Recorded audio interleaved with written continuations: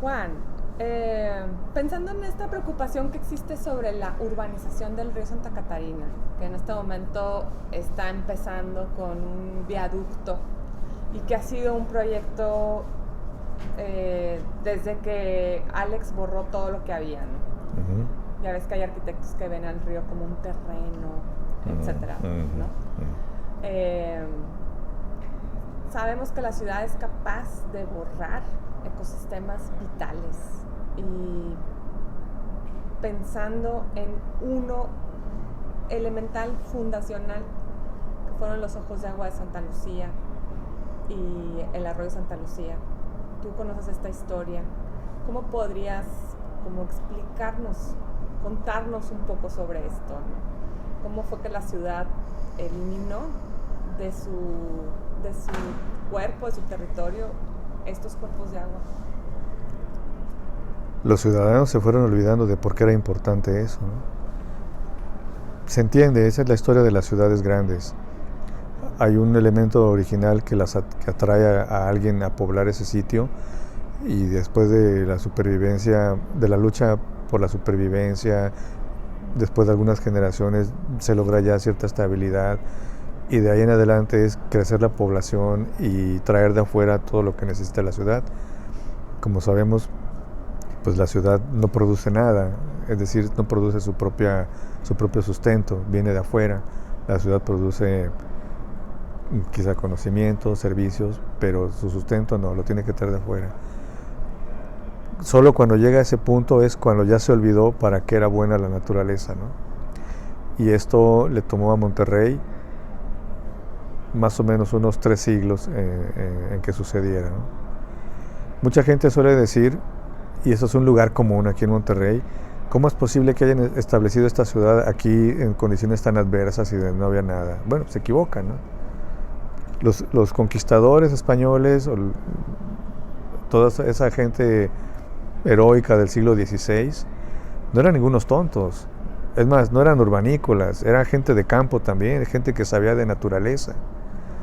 No iban a establecer una ciudad en donde no había condiciones para sobrevivir de ninguna manera.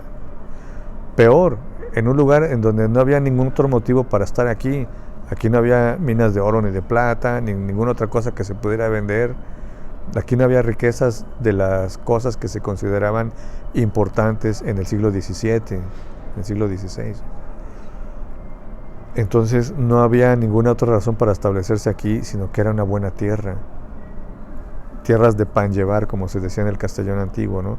Que se podía cultivar, que te daba frutos, que era buena para el ganado. Había mucha agua. Esto no me lo estoy sacando yo de la manga, esto lo dicen ellos mismos en sus crónicas de la época. En el acta de fundación que Diego de Montemayor le dicta a su escribano Diego Díaz de Berlanga, y se confirma por montones de personas que tiempo después siguen hablando de este mismo lugar. Martínez Zavala en 1626, bueno, etcétera. Entonces, Alonso de León en sus crónicas de la primera mitad del siglo XVII, era un lugar con condiciones favorables naturales, ¿no? Agua y todo lo que tiene que ver con eso, ¿no? Tierras fértiles. Esa es la razón por la que se funda la ciudad aquí, ¿no? Y la fundan en un lugar donde hay un sistema, ahí me van a perdonar, no sé si se dice hidrológico o hídrico, que no es nada más el río Santa Lucía y el Santa Catarina. Hay varios manantiales, ojos de agua que les decimos nosotros, ¿no? Y esto es lo que justifica que la población porfíe en quedarse aquí a pesar de las condiciones adversas del ser humano, o sea, de los que ya vivían aquí, que sintieron que su territorio les estaba siendo arrebatado, ¿no?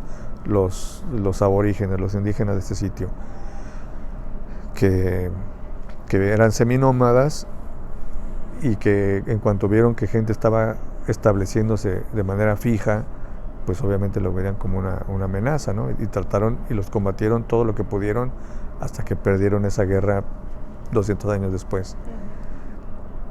Entonces, Esta es la razón por la que se establecen aquí, y el río fue útil, el Santa Catarina y el Santa Lucía fueron útiles a la población prácticamente toda la época colonial y buena parte del México independiente del siglo XIX.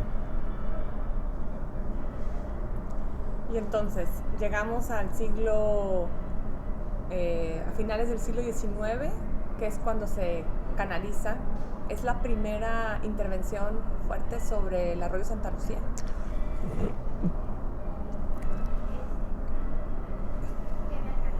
Más o menos.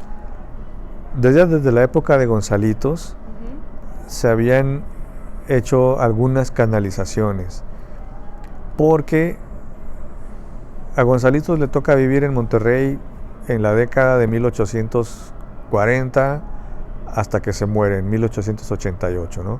Entonces estamos hablando así muy gruesamente desde mediados del siglo XIX hasta casi que termina.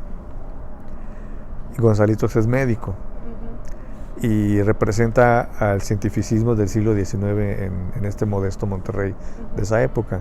Entonces no solo era médico, sino era también historiador y sociólogo y montones de cosas juntas todas al mismo tiempo, ¿no? Rudimentariamente, como lo podía él resolver en su momento. Y él y otros colegas suyos detectan a mediados del siglo XIX que la causa de las constantes epidemias en Monterrey son los pantanos que forma el arroyo de Santa Lucía. ¿Por qué se empantanaba el agua? Tal vez porque ya había urbanización incipiente que no dejaba que fluyera tan fácilmente como era antes en estado natural, o bien simplemente no se enfermaba la gente antes pues porque no había gente, ¿verdad? Okay. Entonces siempre hubo río allí en el Santa Lucía, dependiendo de la estación del año, a veces menos agua, a veces más, y si había muy poquita agua, pues entonces solo eran lodazales y pantanos, ¿no? O sea, un lugar propicio para que se formen pues animales que transmitan enfermedades. Y la historia del siglo XIX en Monterrey es, entre otras cosas, de constantes epidemias, ¿no? Y entonces los científicos de esa época, entre ellos Gonzalitos, pues recomiendan terraplenar las riberas del Santa Lucía para poder cegar esos pantanos, para eliminar la humedad de esos pantanos e incluso canalizar algunas partes para que el agua mantenga un curso y no se disperse por allí y se vaya acumulando y se estanque y luego forme todo lo demás, ¿no? Entonces estas cosas ya están ocurriendo desde la década de 1860 más o menos, ¿no? Y sí, de todos modos es agua corriente, incluso es agua corriente todavía hasta los años 30 o del siglo XX, ¿no? Okay. Pero cada vez se va canalizando más, ¿no? Cada vez se le va separando más al agua del lecho de tierra que la va conteniendo y se va cancelando más su posibilidad de salir adelante como naturaleza, de modo que progresivamente se va convirtiendo en un espacio residual de la ciudad en lugar de ser un espacio orgánico del paisaje natural, ¿no?